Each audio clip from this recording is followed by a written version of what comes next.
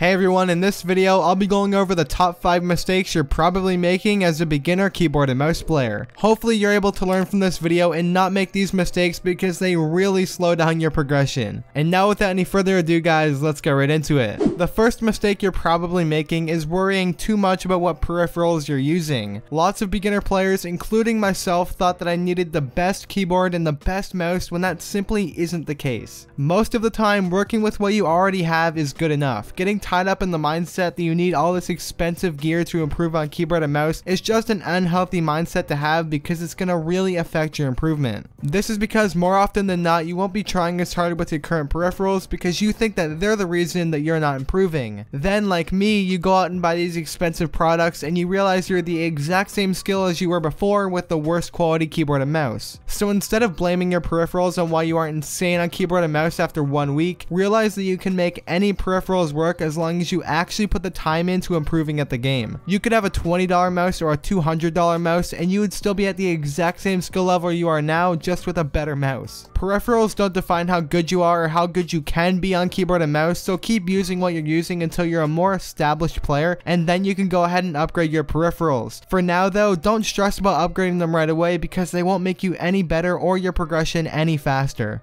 And that's coming from experience because I was in the exact same shoes as you at one point, until I realized that peripherals just don't matter in the grand scheme of things, so just keep practicing with what you have and you'll see major improvement as long as you keep your focus on the game and not on what keyboard and mouse you're using. The next mistake you're probably making is worrying too much about your keybinds. As a beginner player, I was extremely guilty of this. I would look at Fortnite Pro's keybinds and copy them, and then I'd try them out for like a week. I wouldn't be good with them, and then I'd go ahead and copy the next pro's binds, and I would keep repeating this cycle because I wasn't improving on keyboard and mouse. Well, I wasn't improving on keyboard and mouse because for one, I was a beginner player, didn't know how to use a keyboard and mouse, and two, every single time I would change my keybinds, I would lose all the muscle memory that I just built up from the last set of keybinds that I used. That coupled with me not even knowing how to play the game meant that every time I changed my keybinds, I was setting myself right back to the beginning. I wasn't just sticking with a set of keybinds, I kept changing them, meaning I had to keep relearning the new keybinds on top of trying to improve, which just doesn't work out. What you should do guys is just find a set of keybinds and stick with them. Don't change them every week because you aren't seeing improvement. Improving on keyboard and mouse could take a long time, especially when it's your first real game using a keyboard and mouse. It's incredibly difficult as it is. Constantly making that process even harder by changing your keybinds all the time is definitely not what you guys want. So just stick with some keybinds or the keybinds that you're currently using.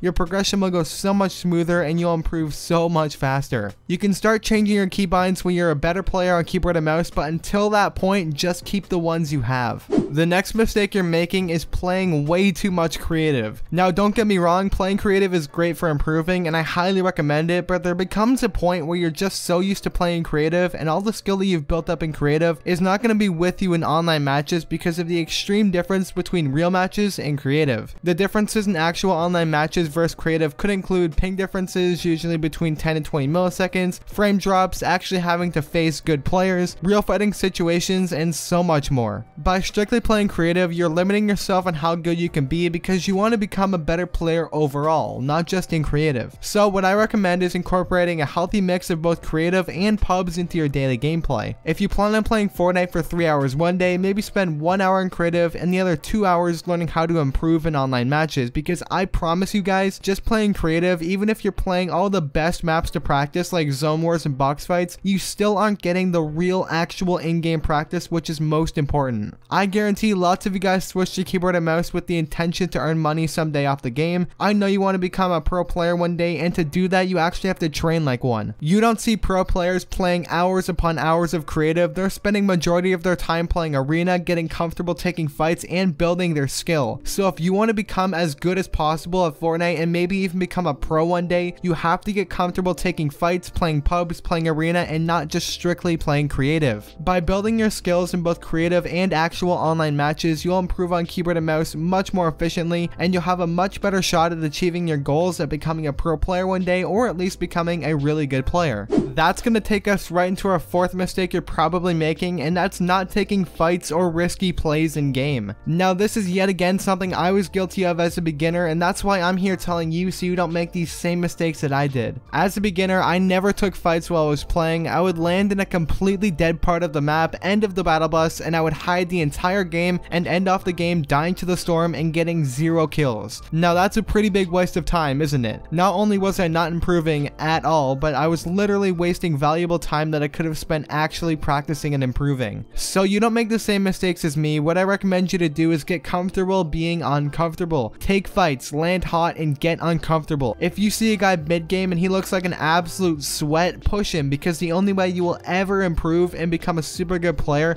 is by fighting even better players so you can get practice with what it's really like fighting amazing players. Taking lots of fights and getting uncomfortable is key to seeing fast improvement because you're going to die a lot. But the thing here is, we're not trying to win every game. We're trying to gain experience with taking fights and intentionally putting ourselves outside of our comfort zone. Because the more you hot drop, the more fights you take, the more you will become comfortable with taking fights, and in the future you'll be better and it'll make you so much faster, as opposed to someone like me who did absolutely none of that as a beginner. And if you actually take my advice from this video to heart, your progression will go at least 2 to 3 times faster than my progression did. I'm here to motivate you. I know improving on keyboard and mouse seems nearly impossible right now, but the more you apply my advice from this video and all of my other videos I've made on beginner keyboard and mouse, the faster you'll become an amazing player. So good luck guys, you got this. Now the last mistake you're probably making that's holding you back from improving on keyboard and mouse is constantly swapping back to controller when progression isn't going your way. I know I'm not the only one who can relate to this. You've been playing keyboard and mouse for 2 weeks, you keep getting destroyed, you aren't seeing any improvement, and you haven't earned $1 million off Fortnite yet, so you quit and you go back to controller. Which is exactly what I did. I would be motivated to grind as hard as possible for like 2 weeks, and I wouldn't see any progress, and then I'd go right back to controller. This is an extremely bad mindset to have. I lacked discipline to stick to keyboard and mouse, therefore making my progression way slower. Because in the midst of switching keybinds for the 18th time, I wasn't seeing any improvement, so I just decided, hey, maybe improving on keyboard and mouse is literally impossible. I literally felt like I wasn't physically able to get good using a keyboard and mouse. Then one time I decided to just stick with it, and I have no regrets. Getting out of the mindset that improving on keyboard and mouse is literally impossible is so helpful, because for one, you won't switch back to controller 13 times, and 2, you will improve a lot faster. Improving takes time, and it's going to be different for everyone. Me, for example, didn't start to see major improvement until about a month and a half in, while you on the other hand could start seeing major improvement in like a week. It all just depends, and it's different for everyone. Understanding that keyboard and mouse isn't impossible as long as you put the time, dedication, and effort into learning, it will help you stay motivated and on track to becoming an amazing keyboard and mouse player. Anyway guys, that's gonna wrap up today's video. I really hope you guys enjoyed it and that you were able to learn something from it. And if you did enjoy it or found it helpful or learned anything from this video, a like and subscribe is so greatly appreciated. If you want to support me further, consider becoming a channel member for just 99 cents or using my supported creator code Cozmos in the Fortnite item shop. It would help me out tremendously. I hope you guys have a great day, and I'll see you in the next one.